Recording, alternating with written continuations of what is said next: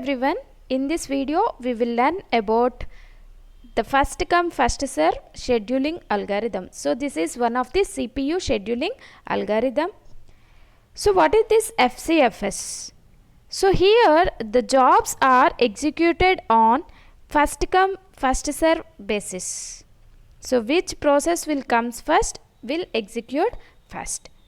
It is a non-preemptive scheduling algorithm. So as we know, the CPU scheduling algorithms are of two types. One is preemptive scheduling algorithm and another one is non-preemptive scheduling algorithm. So this FCFS is a non-preemptive scheduling algorithm.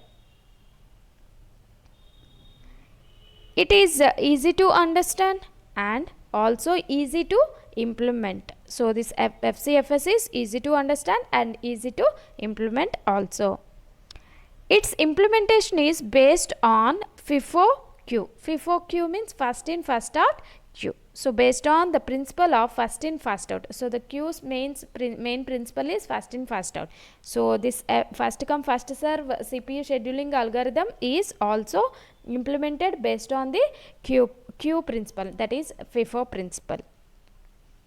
Poor in performance as average waiting time is high. So this is one of the drawback of FCFS, because here the average waiting time is high. So that's why the performance is very poor in first come first serve scheduling algorithm. So now we'll see one of the example of FCFS.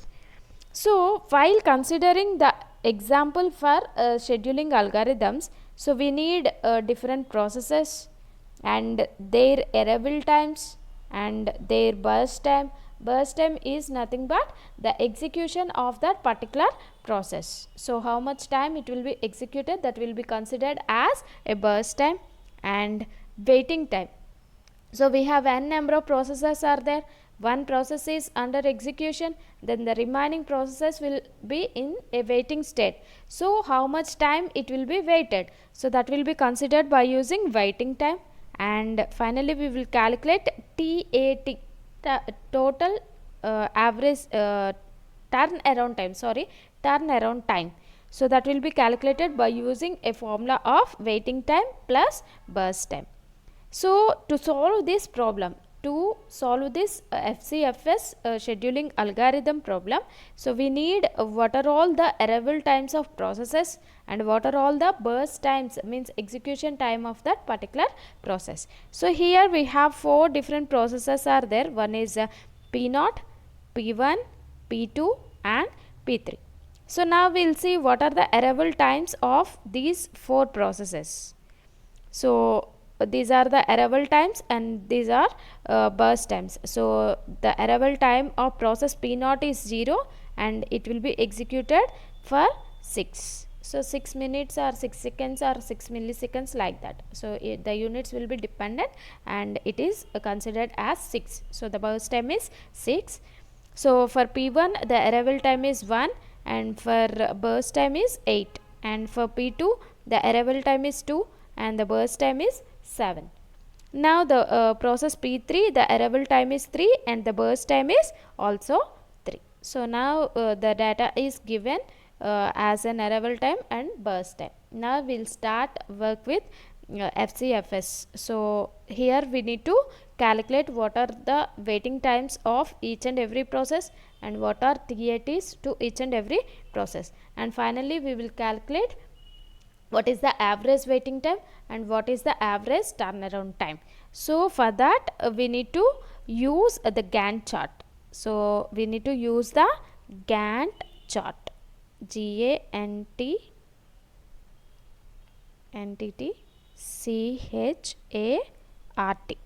Gantt chart. So for calculating the values of waiting time and turnaround time, we require the Gantt chart. So how it will be represented? So this is the Gantt chart. Gantt chart is represented like this. So here we write the processes in a sequential order: P0, P1, P2, P3. So that will be the representation of Gantt chart. Why here all the processes are written in the previously mean In FCFS, the process will, which process comes first will execute first. So here the arrival times are in a sequential order only. So that's why in Gantt chart we will represent P0, P1, P2 and P3.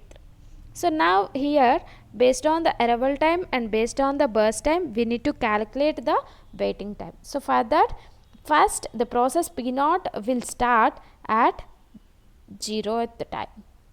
So now the execution time of P0 is 6. So that P0 will be executed up to 6. That means up to 6 time period the P1 is in waiting state. So now the P1 will start its execution. So what is the burst time for P1? So burst time for P1 is 8. So 6 plus 8, that is 14. So P1 is started at 6 and its execution period is 8. So that's why 6 plus 8, 14. Now P2 is waiting up to 14. So that's why the waiting period of P2 is 14 and the burst time is 7. So that is 14 plus 7. So it will be executed up to 21. That means the P3 is waiting for 21. Up to 21 it will be in waiting state. So the P3's execution time, burst time is 3. So 21 plus 3, that is 24. Right? So 0, 6, 14, 21, 24. So Gantt chart is represented like this. So by using this Gantt chart, now we will put the values in the table for waiting time, and after that we will calculate the turnaround time. So now tell me, what are the waiting time values? So P0 is waiting for 0 and P1 is waiting for 6 and P2 is waiting for 14 and P3 is waiting for 21. Now we will place all these values in the table. So P1 is waiting for 0, P0 is waiting for 0 time and P1 is waiting for 6 and P2 is waiting for 14 and P3 is waiting for 21. So 0, 6, 14, 21, 24, like this. So now the waiting time of P0 is 0, P1 is 6, P2 is 14 and P3 is 21. Now we need to calculate the turnaround time for each and every process. So by using the formula. So what is the formula for turnaround time? WT plus BT. So what is WT? WT means waiting time and BT means burst time. So here we have the values for waiting time and we have the values for burst time. By using these two values, we will calculate the turnaround time for process P0, P1, P2 and P3. So by using the formula, we will calculate like this. So for P0, the waiting time is 0 and the burst time is 6. So 0 plus 6, that is 6. Similarly for P2, so for P1 it is 6 plus 8, so that is 14, and for P2 14 plus 7, that is 21, and for P3 21 plus 3, that is 24. So now values are calculated like this. So waiting times are 0, 6, 14, 21 and turnaround times are 6, 14, 21, 24. So we have questions like that. Find out the waiting time for P2. So at that time the answer is 14. Otherwise, find the turnaround time for P3. So what is the turnaround time for P3? 21 plus 3, that is 24. So like that, questions may ask in any ways. So another main important questions are, find out the average waiting time or find out the average turnaround time.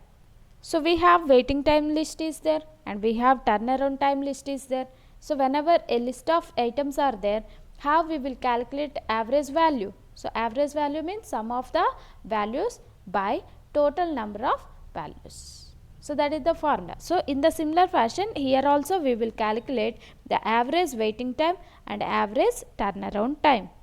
So waiting time. waiting time of each process is as follows. So the average waiting time is 0 plus 6 14 plus 21.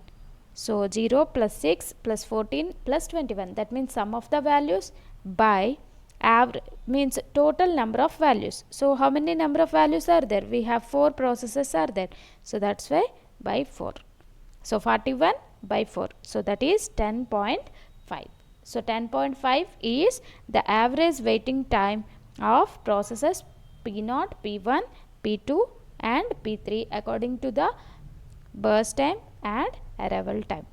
So now in the similar way we will calculate what is the turnaround time, average turnaround time. So how we will calculate average turnaround time? Sum of turnaround times by total number of processes. So that will be calculated like this. So 6 plus 14 plus 21 plus 24 by total number of processes are 4. So 65 by 4, that is 16.25. So in this way we will calculate the waiting time and average waiting time and average turnaround time of each processes by using first come first serve CPU scheduling algorithm. Thank you.